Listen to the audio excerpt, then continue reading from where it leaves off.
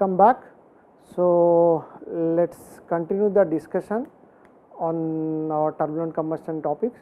So, now we have looked at our different combustion models, their theoretical description pertaining to their computational application, and along with their different advantages and disadvantages. So, we started with the gaseous combustion, where we have looked at the simple models, and then we looked at the statistical models also, and then some models which are very specific to the premix case, and then finally non-premix case. And now we move to the discussion on the multi-phase or two-phase system, because so far our discussion which are restricted to the single phase system like in gaseous combustion, and when you move to the two-phase system, this will give you a different kind of approach and different kind of issues. Now, in two-phase system, so that means we are talking about multi-phase. You have obviously it is not only gas, you have some liquid and then gas, but one please note here that even in your two-phase system, the combustion always takes place in the gaseous situation, but when we inject the liquid, what it does, the liquid has to first go into droplet, and the droplet to small sprays, and then finally it evaporates.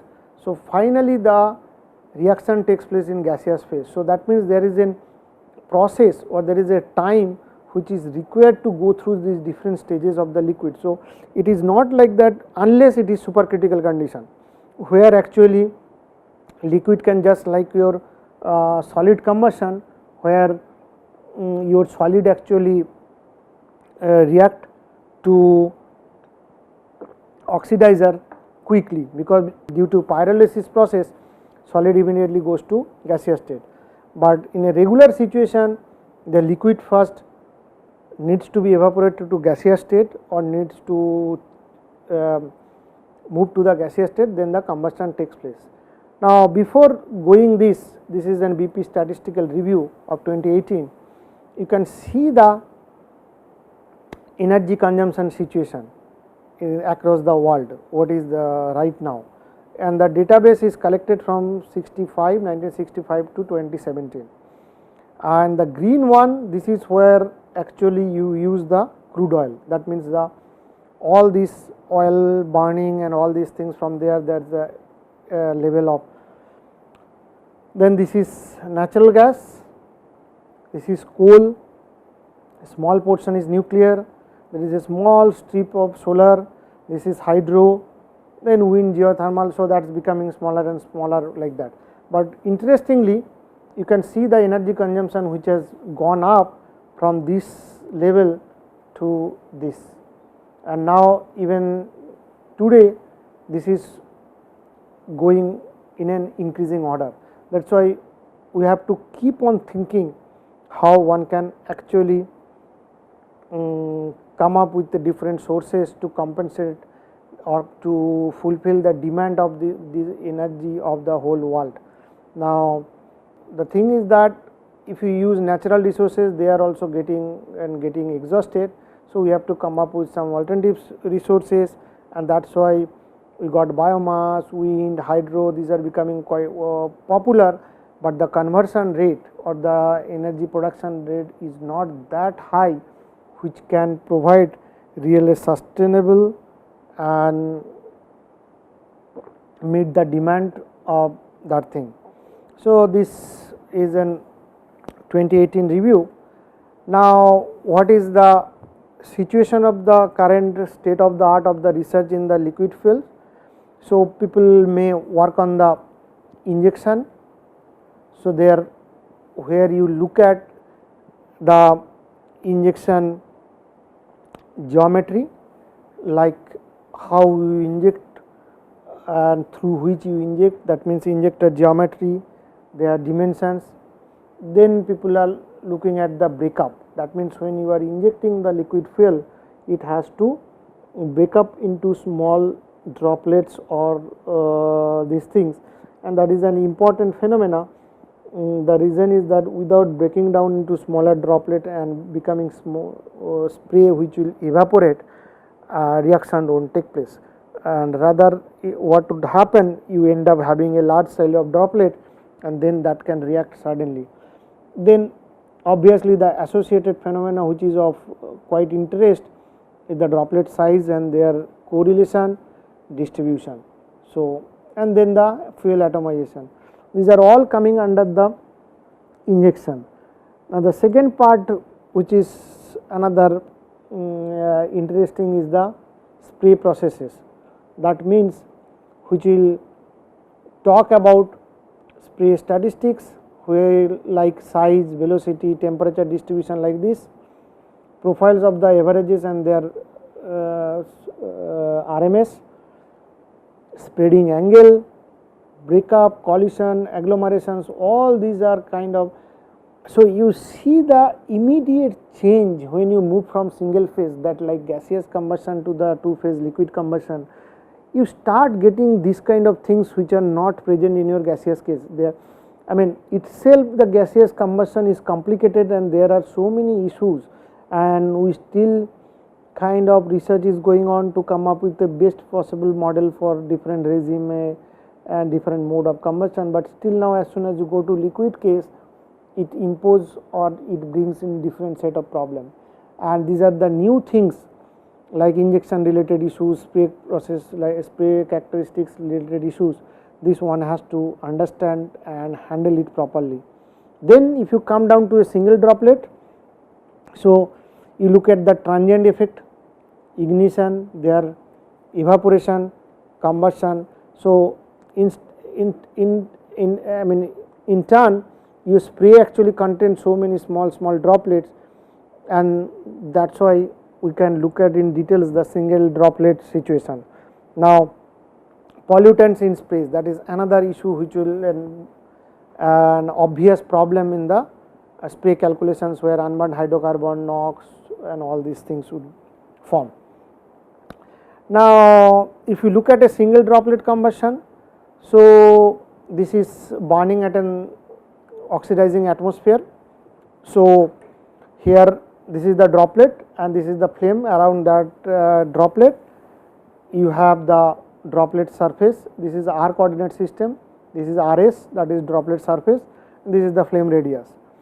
Now here if you plot that, this is RS, this is R and this is the flame, where your fuel is completely consumed and your oxidizer is also completely consumed, and then you can see how the product actually goes up and then come down in the oxidizer side.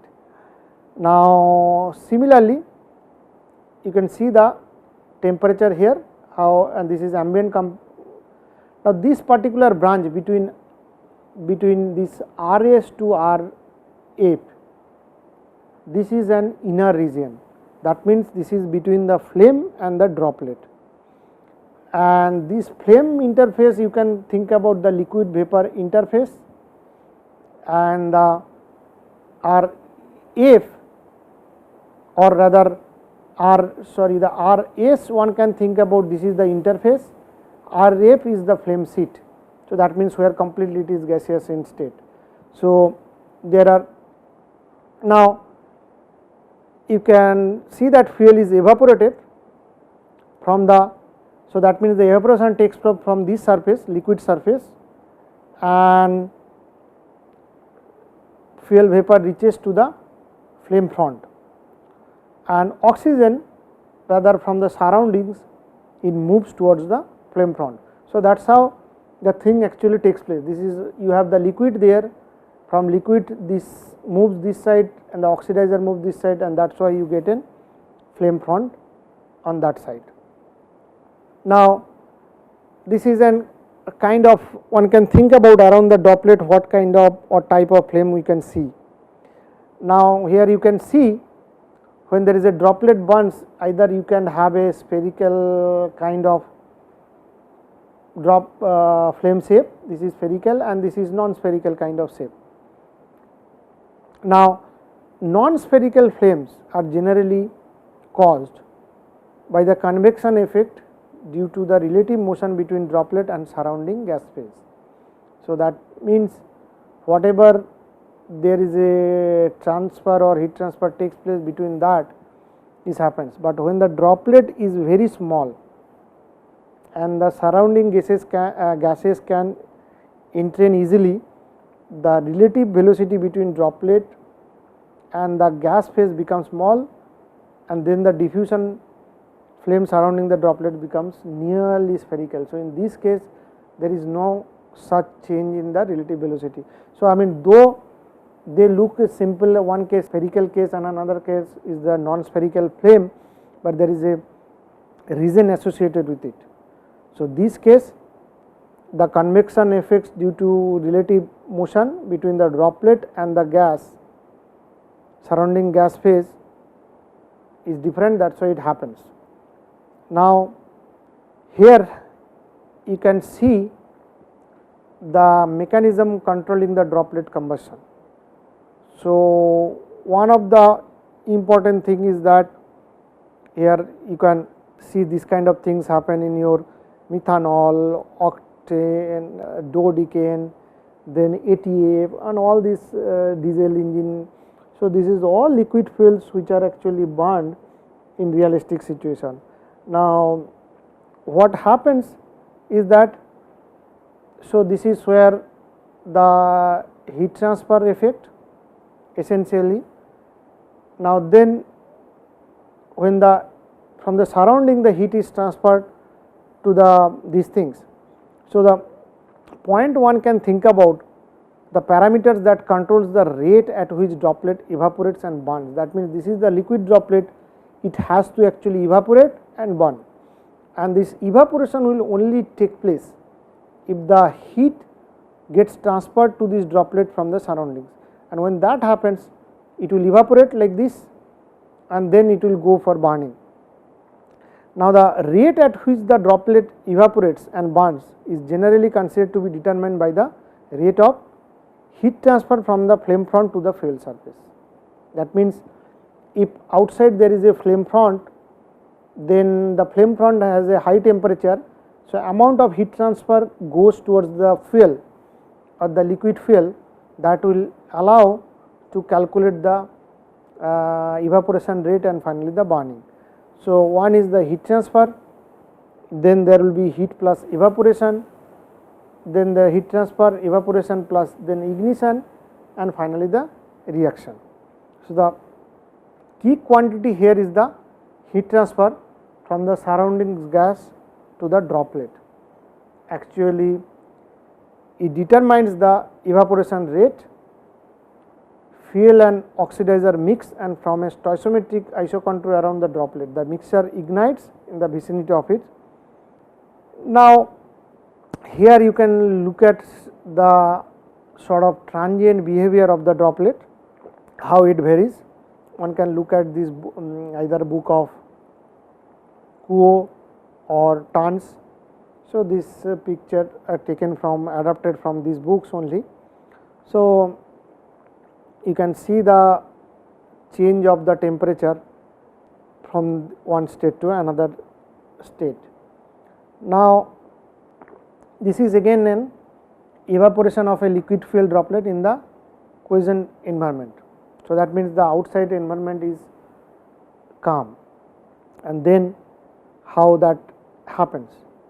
So, the idea here is to calculate the evaporation rate. So, this is the liquid droplet, this is the droplet's surface, in the radial direction there would be flame surface, then this is evaporating. So, you can see at the flame surface, this is the infinity, the ambient temperature, and this is the boiling temperature, while at the droplet surface this evaporates and then it go due to reaction all this, the temperature increases, which is along the flame front. So, if you come to the single droplet evaporation, then there are some assumption, because the already you can see this is quite a bit of complicated phenomena. It is not that easy to handle like our single phase combustion. So, first assumption that is there, it is an isolated spherical evaporating droplet evaporates in a quiescent infinite media. Then the second assumption is that evaporation process is quasi steady. That means at any instant in time the process can be described as if it were in steady state. So, this particular assumption actually eliminates the need to deal with the PD. Now, third, the single component liquid droplet with zero solubility for gases in liquid droplet. So, this allows one to use the phase equilibrium at the droplet surface. So, this is an quite useful assumption, as you can see. Then the important assumption is the droplet temperature, which is uniform, and this is like T droplet temperature is the boiling temperature, where the ambient temperature is quite higher than the boiling temperature. Now, in some of the problems or many problems, the transient heating of the liquid does not greatly affect the droplet lifetime, and more rigorous calculations show that the droplet surface is only slightly less than the liquid boiling point in combustion environment. So, this particular assumption eliminates the need to solve for the energy equation for the liquid phase, and importantly eliminates the need to solve the fuel vapor transport equation in the gas phase. So, that does not require any of this energy equation to be. Now, binary diffusion with unity Lewis number, which allows us to use some sort of an like Swab-Jaldavi's energy equation. Then thermochemical properties remain constant, although these properties are greatly vary as we move through the gas phase from the droplet surface to the surroundings. But these constant properties allow a simple closed form solution, but one has to make very judicious choice of these mean values of these quantities in final analysis. So, which will allow you to have a reasonably accurate predictions. Then pressure would be uniform and also constant, no convection around the droplets, and initial diameter of the droplet, that is RS, temperature of the surroundings and oxidizer are known. With all these assumptions, we can find mass evaporation rate, droplet radius history, and by writing the gas phase mass, energy conservation, droplet gas phase interphase energy balance, and droplet mass conservation equation.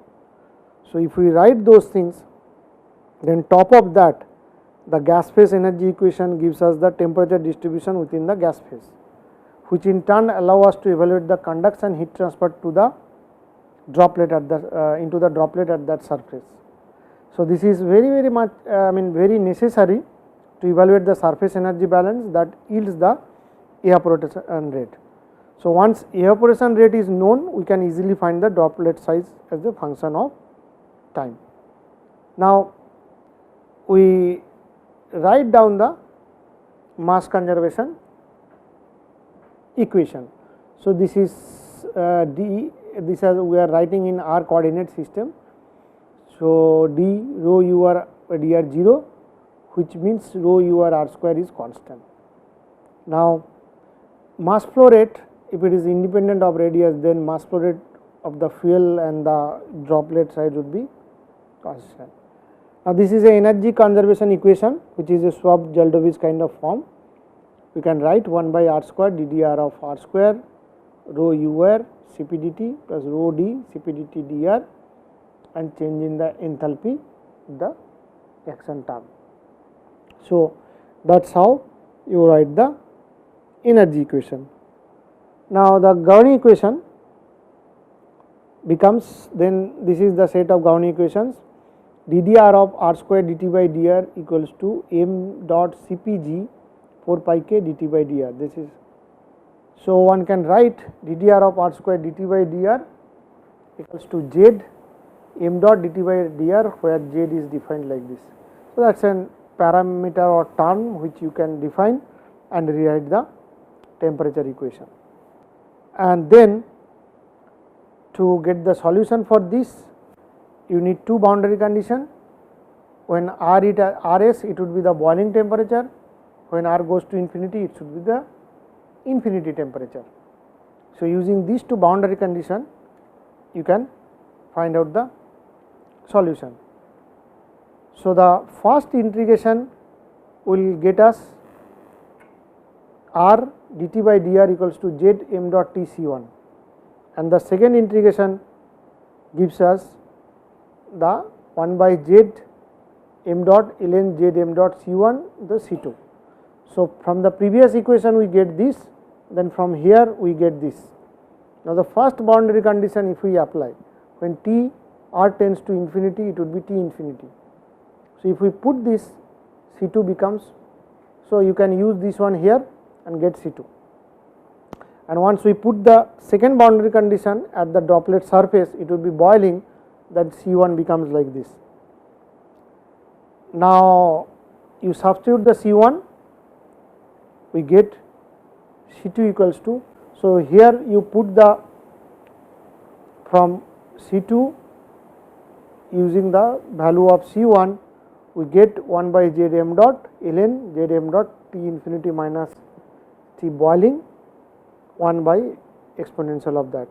So, the final solution will look like this.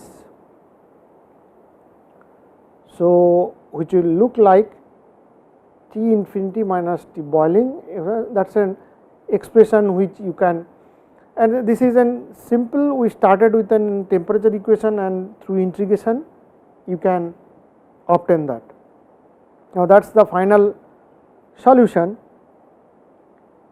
Now, we go to the next level of balance, where at the droplet interface is the energy balance at the droplet surface. So, from flame the heat will come out, and then the droplet surface will evaporate or the liquid will evaporate, and this is the liquid which is going in. That means m dot H liquid which is coming in, that will be the energy, this is coming in. So, the conduction energy would be m dot H vaporization minus H liquid. Okay. So, at this surface the energy balance will get us that, which is m dot H Fg. Now, the rate at which happens, so if we write 4 pi R S square gamma g a lambda g dt by dr at R S equals to m dot H F g. So, differentiating the equation of the gas phase temperature T r at R S, we get dt by dr at R S equals to this. Now, this is what we get from the dt by dr at R S, that is our gas phase calculation. So, we are differentiating that gas phase equation at R equals to R S and we get this. So, now we can find out the evaporation rate, which will be m dot equals to 4 pi R S lambda g by C P g ln B q, and B q would be is known as the Spalding number. So, this expression for the Spalding number is derived based on the heat transfer consideration alone. Other definition of Spalding number is possible, and their functional form will depend on the assumption that is made. Then also one can clearly see that evaporation rate is dependent on the heat transfer through the Spalding number. This is what it is, and it depends on the gas phase properties such as conductivity, specific heat, for which we need to use suitable average values between droplet surface and ambient. Now, different fuel, it has different boiling temperature, different latent heat HFG, and Spalding number and evaporation rate will change with multiple fuel, which is quite obvious because these thermophysical properties are there which are used in this particular equation, and different fuel has the different. Now, also BQ, this factor has a different definition if a spherically symmetric flame is assumed to surround the droplet. So, this will be discussed later on when we will be talking about the burning droplet. So, now if you look at this completes the analysis of the gas phase. Knowing the evaporation rate will allow us right to mass balance, which can be used to calculate the droplet diameter. Now, we write the liquid mass balance equation. So, dmd by dt would be minus m dot, which is this. Then if you rewrite the terms in droplet diameter, it will be d2 by t in like this, and once we integrate we get this. So, this is a Fermat d2 law of evaporating droplet, and the slope would be minus k, which is like this. So, this is now in the liquid phase. So, once we had the gas phase and moving to the liquid phase, this is what we get. Now, we can look at the mass transfer based analysis of droplet evaporation. This is the droplet and Rs is the droplet size, this is the environment, and so the mass conservation m dot r would be constant, m dot double prime would be m dot f, and oxidizer would be 0. So, the species equation m dot f would be yf m dot double minus rho d this. So, along the radial directions how the fuel is changing. So, once we rearrange that, this m dot would be 4 pi r square like this. So, after rearranging we can write. Now, it requires two boundary condition. So, at Rs this would be yfs, and that means the fuel at the surface, and yfr would looks like this. So, this is an expression that you get how the fuel is going to vary from the liquid surface to the other side. Now, we have yfr, this is the distribution of the fuel. So, this is our fuel distribution, and finally, we use r tends to infinity, it will be yf infinity. So, the evaporation rate will become m dot equals to 4 pi by, why by is given like that. Now, if you use the Clausius-Clapeyron relation where Pfs is like this, then the fuel yfs can be written where xfs like this. So, based on heat transfer, we write m dot equals to 4 pi lambda g Rs by this, where Bq is this one. So, that requires the effect of your Spalding numbers and these things. Now, we can continue the mass transfer based analysis. So, basically we can look at that when you look at this heat transfer based analysis, this is what you get for the evaporation rate, and this is one can question that what happens when the unit Lewis number is unity. So, we will stop here, and the mass transfer based analysis will continue in the next lecture. Thank you.